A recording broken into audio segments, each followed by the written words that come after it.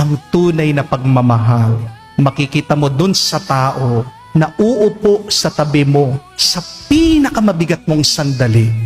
Ang tunay nagmamahal sa'yo, hindi aalis yan kahit na magulo na ang lahat.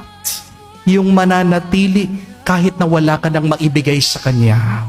Ang tunay na nagmamahal sa'yo ay yung alam niya yung pinakagrabe mong ugali, pero pipiliin at pipiliin ka pa rin niya. Dahil ang totoo, madali pong magmahal kapag sumisikat ang araw, pero hindi lahat kayang maglakad kasama mo kapag bumabagyo na sa buhay mo.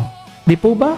Kaya mga kapatid, kung gusto niyo pong malaman kung sinong tunay na nagmamahal sa inyo, tignan niyo sino yung pumipili sa inyo, sino yung nananatili sa inyo kapag hirap na kayo.